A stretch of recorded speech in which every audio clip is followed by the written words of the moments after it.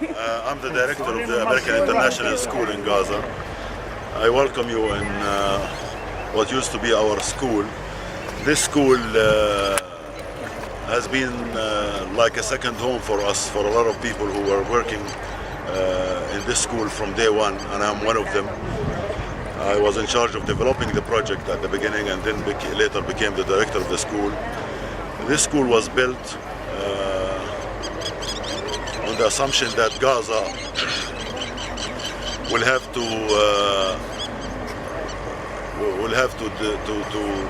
facilitate for an increasing number of international staff in Gaza.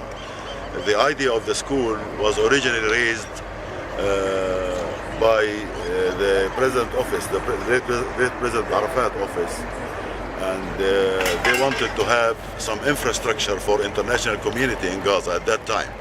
We had major strategic projects going on, like the harbor, the airport, the power plant, where so many international staff are here, and we have the representative offices who came and settled in Gaza, and we were hoping by building a school like this to attract Palestinian investors who are abroad to come back in Palestine and settle and invest.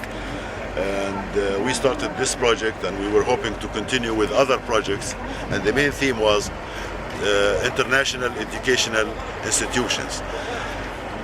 This school has since been one of the best schools in Palestine, not just in Gaza, and we managed to get a piece of land, as you see, quite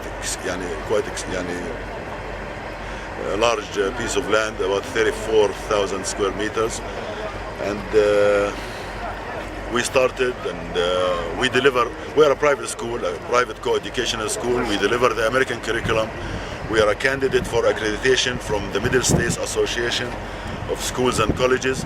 We are associated with an international company called ESOL, Educational Services Overseas Limited. It's an association of American schools in the Middle East. They have more than 19 international schools in the area, in Saudi Arabia, Dubai, Egypt, Cyprus, Lebanon, and so on.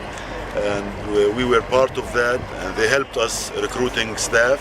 They helped us ordering textbooks. They helped us putting together the curriculum. They sort of acted like a management consultant or consultant for our school. And we continued in the year 2006. We had 23 international staff in the school, including the principal. I'm the director, but usually the normal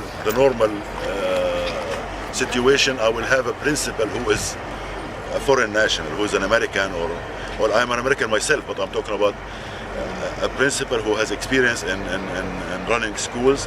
And we did that until the year 2006, where we had 23, as I said, members of staff, the principal, the vice principal, and 21 teachers.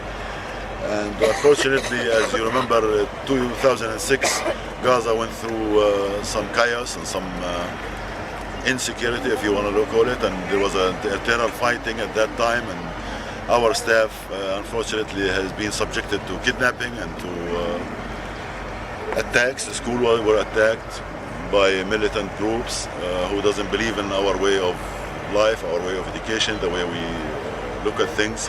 So we had our problems before, and this is the irony of the matter, because we unified both the militant groups and the Israelis. They both targeted the school, which is ironic. As far as this latest attack, we never thought that the school would be targeted by the Israelis. And of course, the pretext the Israelis would give that the school has been the site for launching rockets, and this is absolute lie. The school was never ever been used to launch rockets. I admit the general area, probably it was. There has been rockets launched from this general area, but from inside the campus, that is absolutely ridiculous, their charges. And I have one sad story to tell you. Our guard, well, he's not a guard, we have a watchman who lives in the school, and who we watch the school, of course, 24 hours a day, and he passed away. He was inside the building during the bombing, and he passed away. And that poor guard, one story I will tell you, to show that this school was never been used by militant groups or for launching rockets. This poor guy, the first day of the war, of the aerial campaign, he asked me if he could bring his wife and kids to stay with him inside the school. So I told him this is against the rules, and I have to go back to my superiors, to the board of directors, to make sure that this is possible. I told him I'll let you know tomorrow. He died that same day. Had I said yes for him, it would have been a disaster, his wife and kids. So if this poor guy think that he can bring his wife and kids to the school, I think he thinks this is the safest place on earth.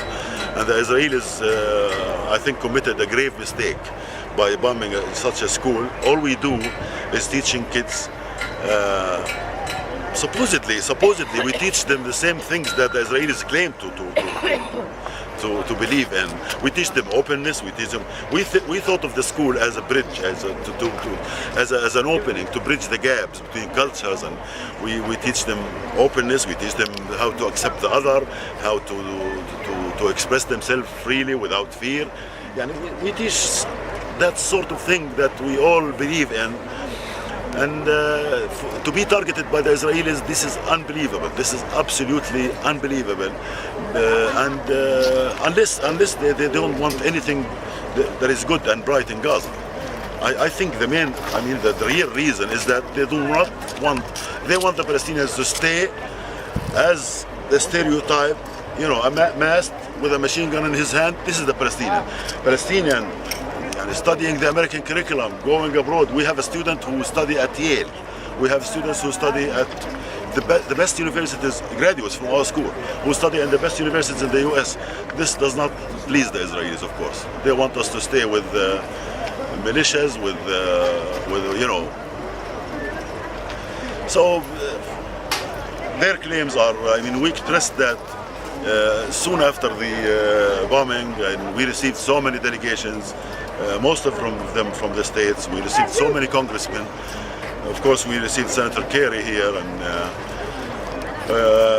I must admit we received so much media coverage because of the name American School, and because of the visits that the delegations have made to the school. And it bear fruits, because we have been contacted by so many agencies, especially the American agency, the USAID, and other agencies, and they all expressed support, and they all expressed their willingness to help in rebuilding our school. And of course, but that is dependent on so many other things. We have to have social reconciliation. You have to have national reconciliation first, and both Hamas and Fatah need to agree on starting the rebuilding efforts, but unfortunately they haven't yet. But as soon as the rebuilding effort starts, we were promised that they're going to rebuild our school. We were hoping that they will keep their promise. Meanwhile, we managed to rent a building in Gaza, where we use as a temporary facility. Of course, it's not up to the satisfaction of our staff and students, because we have our main curriculum is dependent on the so many extracurricular activities we do. We cannot have a good PE program in that temporary facility. We cannot have a computer class. We cannot have a music class. We don't have an art room. We don't have. This facility used to be. I don't know if you can speak to the students. They can tell you they were so happy with the facility. Now in the temporary facility, we usually, basically, we deliver the basic, the core subjects, math, science, English, and social studies. But we try to give them some art, some music, and the USAID promised to help us during this summer to equip the school with more of the extracurricular, or the specials. We call them specials. They promised to buy us a music room, an art room, a computer lab, science lab. Plus to rent we have a vacant lot next to the school. We can rent and try to give them a sense of space for our PE programs and our activities. But of course it will not come anywhere near what we used to have, and we will not settle, we will not rest until we rebuild our school and come back. And our message to the Israelis is that we will never surrender. We will never give up the idea of educating our kids with the best education in the world.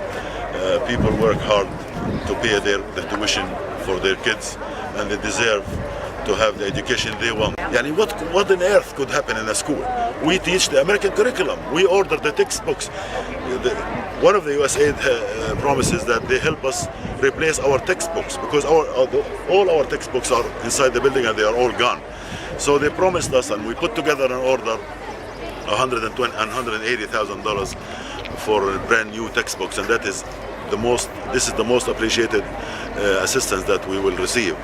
And of course, the Israelis know those textbooks. We ordered them through Israel. They come through Israel, and they know what we teach.